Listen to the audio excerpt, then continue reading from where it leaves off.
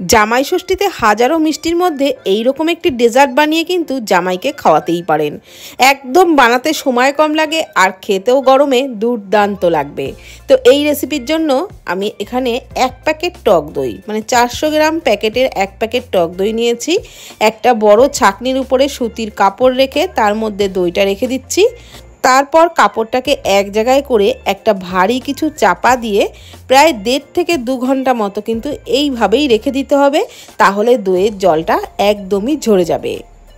তো এই দইয়ের জলটা যদি ঝরানো থাকে তাহলে মিষ্টিটা বানাতে কিন্তু একদমই সময় কম লাগবে। তো এইভাবেই রেখে দিয়েছি প্রায় 1.5-2 ঘন্টা মতো। দেখুন দইয়ের জলটা কিন্তু একদমই ঝরে গেছে, অনেকটাই পরিমাণে জল বেরিয়ে গেছে। তো এই জলটাকে আমি ফেলেই দেব আর দইটাকে নিয়ে নিচ্ছি আরেকটি পাত্রের মধ্যে। জল ঝরানো দইটা আরেকটি পাত্রের মধ্যে নিয়ে নিয়েছি। এইবার এখানে নিয়েছি একটা পাকা মিষ্টি আম, অবশ্যই মিষ্টি আমই কিন্তু নিতে হবে, আর টক আম হলে কিন্তু রেসিপি একদমই ভালো হবে না। তো আমটাকে ছোট ছোট টুকরো করে কেটে নেওয়ার পর মিক্সির জারেতে নিয়ে নিলাম। এবার জল ছাড়া আমের পাল্পটা তৈরি করে নিয়েছি। এখন ওই টক দইটা যেটা জল ঝরিয়ে নিয়েছি সেই টক দইটাকে কিন্তু খুব ভালো করে ফেটিয়ে নিতে হবে। ফেটাতে ফেটাতে দইটা একদম ক্রিমের মতো হয়ে যাবে, সেই রকমভাবেই কিন্তু ভালো করে ফেটিয়ে নেবেন। তো দইটা ফেটিয়ে নেওয়া হয়ে গেলে আমের পাল্পটা দইয়ের মধ্যে দিয়ে দিচ্ছি। পুরো একটা গোটা আমের পাল্পই কিন্তু দিয়ে দিচ্ছি। তারপর ওর মধ্যে দিয়ে দিচ্ছি 1/2 কাপ গুঁড়ো চিনি। আপনারা চাইলে এখানে দানা চিনিও ব্যবহার করতে পারেন, তবে দানা চিনি ব্যবহার করলে অনেকক্ষণ ধরে কিন্তু ফেটাতে হবে চিনিটা গলানোর জন্য, সেই জন্যই আমি গুঁড়ো চিনি ব্যবহার করেছি। আর গুঁড়ো চিনি ব্যবহার করলে তাড়াতাড়ি মিশে যাবে, অসুবিধাও হবে না। আর 4 টেবিল চামচ মতো গুঁড়ো দুধ দিয়ে দিলাম। এবারে সমস্ত কিছু খুব ভালো করে ফেটিয়ে নিচ্ছি। আর চিনির পরিমাণটা কিন্তু আপনারা বুঝে দেবেন, যে যেমন মিষ্টি খান সেই বুঝেই চিনিটা দিয়ে দেবেন। কেউ কম খেলে কম দেবেন, এর থেকে বেশি খেলে বেশিও দিতে পারেন।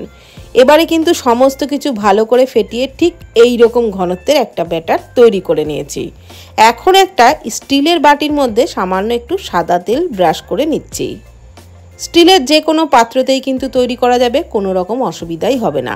আর কোনো বাটার পেপারও লাগবে না, আমি একটা নর্মাল কাগজই দিয়ে দিয়েছি আর তার উপরে আবারও একটু সাদা তেল ব্রাশ করে নিচ্ছি, যাতে এই ডেজার্টটা হওয়ার পর একদম সহজেই উঠে আসে, সেই কারণেই সাদা তেল ব্রাশ করে নিলাম। তারপর মিশ্রণটাকে দিয়ে দিচ্ছি। আর বন্ধুরা ঘনত্বটা কিন্তু ঠিক এরকমই রাখবেন, এর থেকে যেন বেশি পাতলা না হয়। মানে কেকের জন্য যেরকম আমরা ব্যাটার তৈরি করি ঠিক সেরকমই কিন্তু ঘনত্বের এই ব্যাটারটাও তৈরি করতে হবে। তো স্প্যাচুলার দিয়ে একটু সমান করে নিলাম উপরটা। এইবার একটা ফয়েল পেপার দিয়ে আটকে নিচ্ছি মুখটা। আপনারা কিন্তু এটা টিফিন কোটোতেও ভাপিয়ে নিতে পারেন। টিফিন কোটোতে ভাপালে টিফিন কোটোর ঢাকনা আটকে নিলেই হবে, ফয়েল পেপারের দরকার নেই।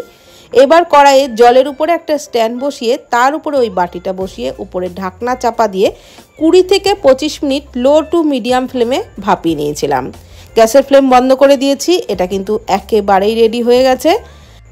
একটা কাঠি দিয়ে এইভাবে একটু চেক করে দেখে নিতে পারেন, যদি কাঠিটা পরিষ্কার থাকে তাহলেই বুঝতে পারবেন ডেজার্টটা একদম রেডি।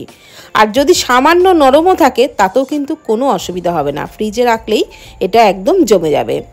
তো দেখুন উপর করেও কিন্তু আমি দেখিয়ে দিলাম, এটা কিন্তু খুব সুন্দর জমে গেছে। আর এখন সাইডগুলো একটু ছাড়িয়ে নিচ্ছি। আর সাইডগুলো ছাড়ানোর আগে কিন্তু আমি ফ্রিজে রেখে ঠান্ডা করেই নিয়েছিলাম, তারপরেই কিন্তু এটা ছাড়িয়ে নিলাম। এইবার বের করে নিলাম।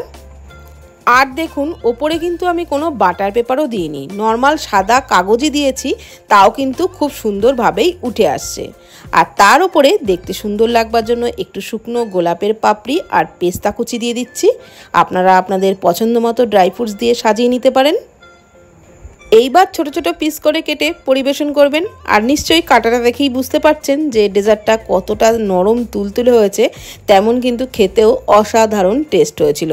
তো আপনারা যে কোনো দিন এই রেসিপি বানিয়ে নিন, গরমে ঠান্ডা ঠান্ডা খেতে দুর্দান্ত লাগবে। আর ভিডিওটি ভালো লাগলে প্লিজ কমেন্ট করবেন। ধন্যবাদ।